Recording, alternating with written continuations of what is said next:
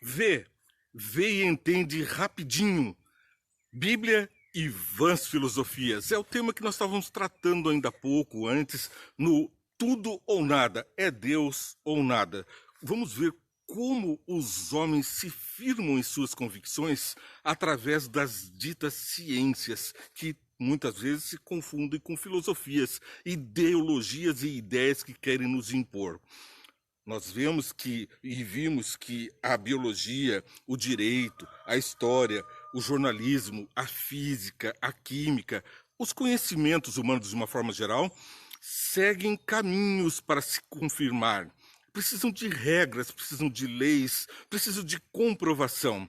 Então, a maior parte dos conhecimentos se baseia em testemunhas. São pessoas que viram e ouviram. A história se vale de historiadores, como Joséfo, Flávio Joséfo, que viveu um pouco depois da época de Cristo, já foi contemporâneo de Cristo, e por isso ele tem uma enorme credibilidade no meio acadêmico, nas faculdades de história, pelos historiadores, se repete os contos que ele trouxe. Mas nós estamos esquecendo que Flávio Joséfo foi a voz de um testemunha.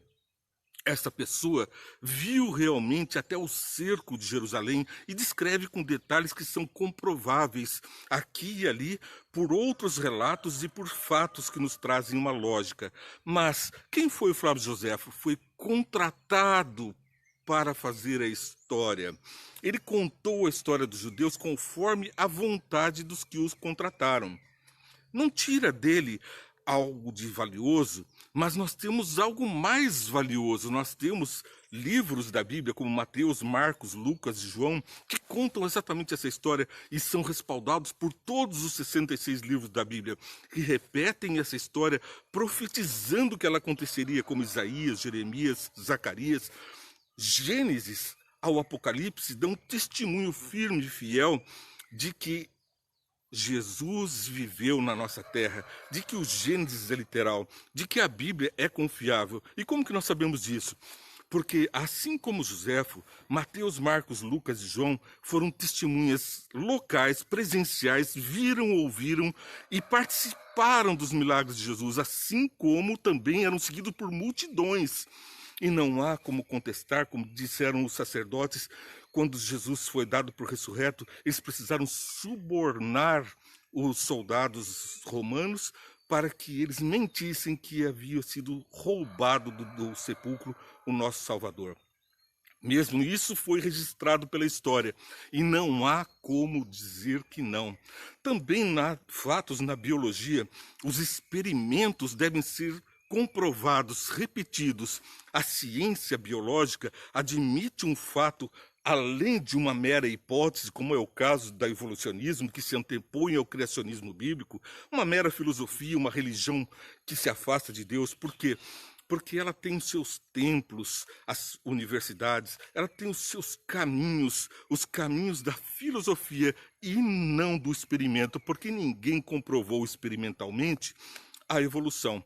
Não há um só experimento científico que possa ser repetido comprovando a evolução. Temos então uma questão de fé. Ou você acredita no criacionismo, porque também não estávamos lá, como dissemos no programa Tudo ou Nada.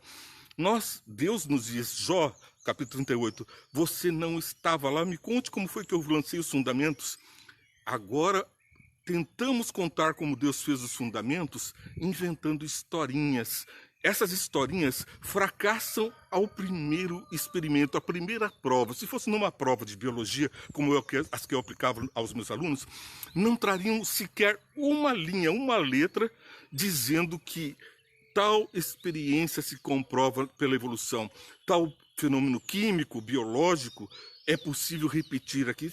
Tem tentado vários pregadores dessa filosofia, que não é ciência, e digo, nem é teoria da evolução, é uma mera hipótese, e é menos até do que uma hipótese, é uma fábula, porque ela não se comprova minimamente, e ela desafia a lógica e a razão, porque ela tem saltos. Por exemplo, nós vamos ver que os moluscos, vamos citar aqui o caso dos selenterados.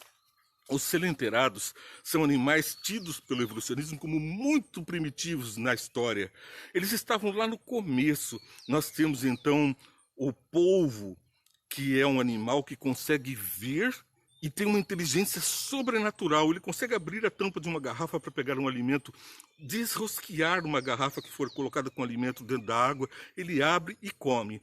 Ele enxerga em cores. Então a sua inteligência e a sua biologia o capacitaram para ver em cores. Mas esse animal está lá junto antes dos tubarões, que não conseguem ver em cores. Muito antes das vacas na cadeia da evolução. E as vacas enxergam em preto e branco. E as vacas estão próximos de nós. Portanto, o que se faria crível é de que as vacas tivessem um olho aprimorado, porque a ideia da evolução é de que a capacitação, o aprimoramento faz os sobreviventes. Ora, o povo está aí. E a vaca também. E disse Deus, pergunte aos animais se eu existo. E eles estão falando, estão bem claros, a biologia comprova. Não é possível a involução. Como um ser primitivo como o povo, na ideia deles, porque para mim tudo foi feito nos 6 dias da criação. Como esse ser primitivo perdeu a capacidade de visão para virar uma vaca que tem olhos que só enxergam em preto e branco, estão menos adaptadas ao meio. Assim, nós podemos citar que o jornalismo, por exemplo, se vale de testemunhos para relatar os fatos. Mas onde estão os testemunhos? Se você, um jornalista, se coloca para descrever Jesus, como é que você vai se valer dos fatos? Pelo que relatam as pessoas. Na história contemporânea, nós vamos aos idosos para nos dizerem o que aconteceu no tempo de Getúlio Vargas, no tempo dos presidentes que se passaram, além dos jornais de época, das revistas, nós nos falamos de documentos, pois a Bíblia é um documento precioso, ela traz fatos com precisão milimétrica, dia e hora da morte de Jesus, do nascimento de Jesus, estão registrados pelos profetas. Isso séculos, milênios antes de Jesus nascer.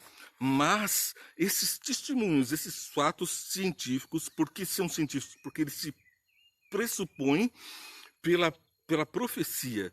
E a profecia, embora seja um fato que não é científico, ela se comprova como ciência porque ela se repete. O profeta falou e se cumpriu. E se falou de novo e nós vamos vendo os sinais da volta de Jesus profetizados por Jesus. Então, há uma repetição do experimento, não fica apenas na fala. Nós temos uma comprovação histórica e também tanto pretérita quanto do futuro.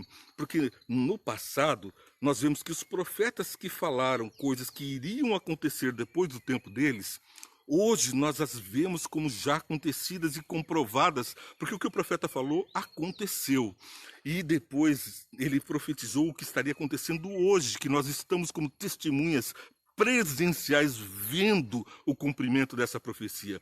Nos baseamos na história, que era o futuro do profeta, e nos baseamos na previsão dele para o presente. Temos a nossa lógica, a nossa razão apontando, puxa, tem razão, ele falou que isso ia acontecer, ele está acontecendo.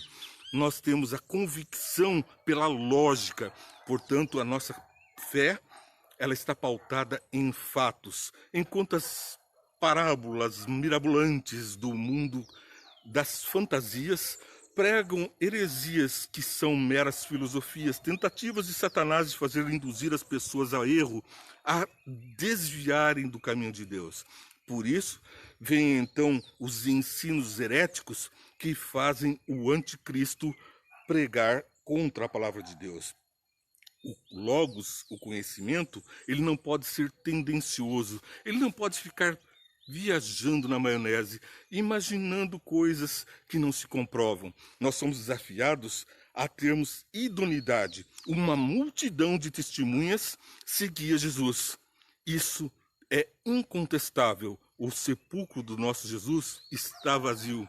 E as profecias dizem que ele está voltando e nós estamos vendo o cumprimento dessas profecias. Eu convido você, daqui a pouquinho nós vamos estar falando no programa Entendendo a Bíblia em Boa Companhia. Começa às 9. Eu te aguardo, curta, compartilhe a nossa programação e não perca os 5 minutos Vem Entende, que vai a hora às 8 horas.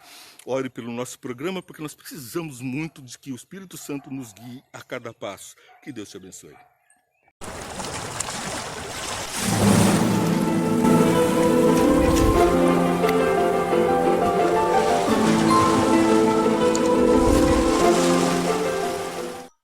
5 minutos. Vê e entende, é em boa companhia.